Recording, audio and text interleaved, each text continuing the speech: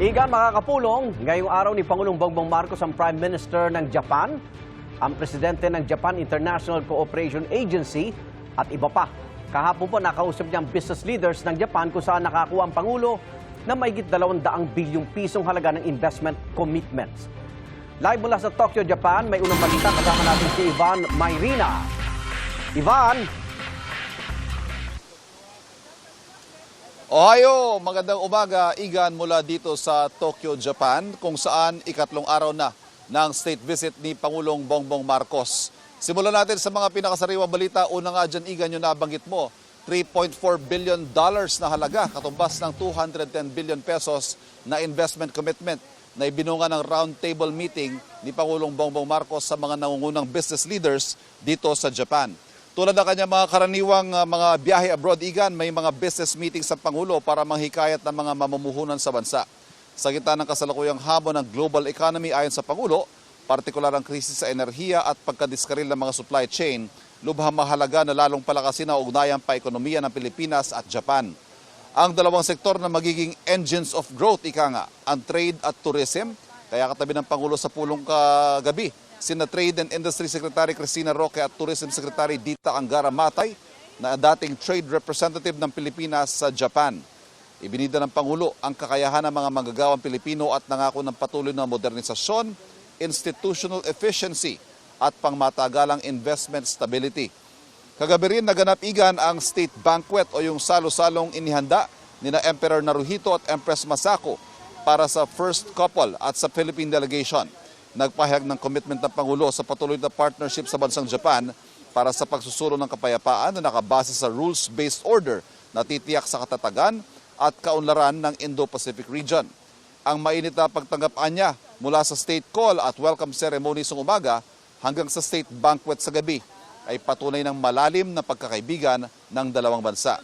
Kinilala din ng Pangulo ang Japan bilang pangunahing katuwang sa pag-unlad mula sa infrastruktura, seguridad, agrikultura, connectivity at iba pang aspeto ng ating ekonomiya na kanya namang pinasalamatan. Binigyan pugay din ng Pangulo ang may 350,000 na Pilipinong naninirahan at nagtatrabaho sa Japan at ang malaking ambag nila sa Japan bilang isang bansa at ang kahalagahan nila bilang tulay sa malalim na ugnayan ng dalawang bansa. Samantala, Igan, nabanggit mo yung ilang meetings sa Pangulo pero bukod dyan, punong-puno ang schedule ng Pangulo ngayong araw. Ngayong umaga, 4 na business meetings ang nakaschedule sa mga pribadong kumpanya. Bagong kanyang meeting kay dating Prime Minister Kishida Fumio at ngayon Supreme Advisor sa Parliamentary Association of the Asia Zero Emission Community. May meeting din ng Pangulo sa Presidente ng Japan International Cooperation Agency o JICA na isa sa pinakamalaking pinagkukunan ng pautang ng Pilipinas sa mga malalaking proyekto tulad na lang halimbawa ng Metro Manila Subway Project. May isa pang pulong sa chairman ng Nippon Foundation bago naman ang kanyang nakatakdang talumpati sa joint session ng National Diet. Ito, Igan, yung Kongreso ng Japan. Matapos naman yan, ang panghuling meeting kay Japan Prime Minister Takaichi Sanae na agad susundan ng joint press conference kung saan i-anunsyo ang mga nalagdaang kasunduan. Inaasahan dito ang may kinalaman sa defense at maritime security at energy security. Mga bagay na malapit sa sikmura ika nga ng mga Pilipino sa gitna ng tensyon sa West Philippine Sea at gayon din ang krisis sa langis na kinakaharap ng mundo. At yan, Igan, ang latest mula dito sa Tokyo, Japan. Ivan, gusto kong i-share mo yung experience dun sa state call ng Emperor at Empress ng Japan kina Pangulong Bongbong Marcos at First Lady. Parang ito raw may na binaliwalang protocol o something. Hindi naman sa binaliwalang protocol, Igan, pero very, very rare daw yung nangyari kahapon. May kwento ko lang. Nung papasok na, nakaalis na si Pangulong Bongbong Marcos, kami naka-standby do sa media box. Papasok na itong si Emperor Naruhito, Empress Masako. Parang nagdalawang isip sila, nagtingin na sila, tapos biglang lumapit sa Philippine Media Delegation. Okay. At si Empress Masako nagtanong, "Are you from the Philippines? How is your stay so far?" So, nagtinginan, medyo nagulat kami kasi 'di ba, napakahigpit ng protocol, napakahigpit ng seguridad sa loob ng Imperial Palace. Nakapagsabi pa nga sa amin, bawal nga daw ang eye contact sa Emperor. Pero sa pagkakataong ito, siya ang lumapit, kinausap kami, at kinausap naman namin siyempre na naikwento namin na mahal na mga Pilipino ang Japan. Ako, talagang daan-daang libong Pilipino ang nagiging turista sa Japan taon-taon dahil mababait ang mga tao, maganda ang bansa, masarap ang pagkain, at syempre masarap ang shopping. Yan lang naman, very, very small talk. Pero it was indeed a rare opportunity ika nga na makasalamuha ang Emperor at Empress ng Japan.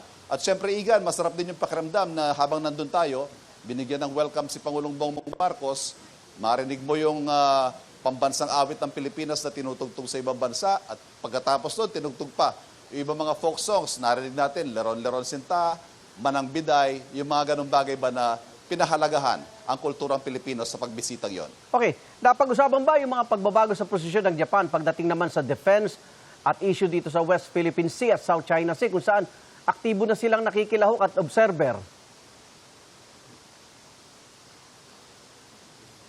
Tama, Igan. Yan ang isang malaking pagbabago dahil kung titignan natin, kung mag-google mo yung Takaichi Sanae, yung bagong Prime Minister at First Lady Prime Minister ng Japan, word na hawkish. Ganyan siya dinidescribe eh. Medyo, kumbaga sa salita natin, siya po ay palaban. At siga, ika nga. Yung, kumbaga, sa halip na diplomasya, ito yung leader na hindi nangingiming magpakita ng military might, ika nga. Isa sa mga naging unang ginawa niya ng maupong Prime Minister ay ang pag-relax ng restrictions halimbawa sa pag-export ng mga armas, ng mga weapons. At isa sa mga makikinabang dyan, ang Pilipinas na sinasabing bibili ng mga missiles, anti-ship missiles mula sa Japan.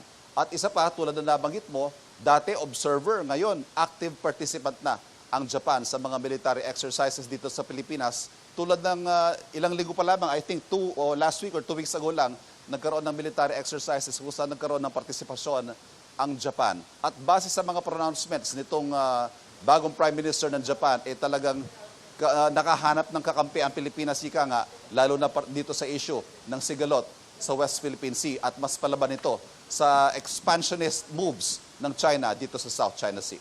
Okay, punta natin. May krisis pa sa Middle East na nagresulta sa mataas na presyo ng petrolyo at mga bilihin.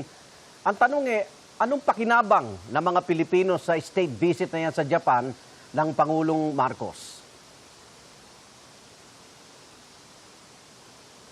Yan, Igan, ang lagi sinasabi ng Malacanang na sa kabila ng lahat ng ingay sa politika, maraming kinakaharap na problema ang mga Pilipino. At yan daw, ang nais tugunan ni Pangulong Bongbong Marcos, halimbawa na lang, yung pakikipag-usap niya sa mga negosyante rito, gusto niya makahikayat ng mga mamumuhunan dahil ang epekto naman yan sa mga Pilipino, siyempre, ay mas maraming trabaho, mas maganda at dekalidad na mga trabaho. Sa usapin naman, sa energy supply halimbawa, magkakaroon din ng mga pag-uusap dahil diplomatically pag napag-usapan ang mga agreements para sa supply agreements halimbawa, pagdating sa enerhiya, ayan ay makakatulong din sa ating energy security.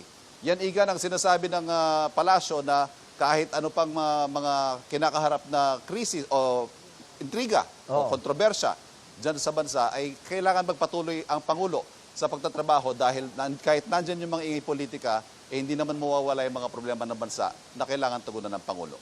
Okay, naitanong nyo ba uli yung Noel? Siya ba'y umismid uli sa inyo?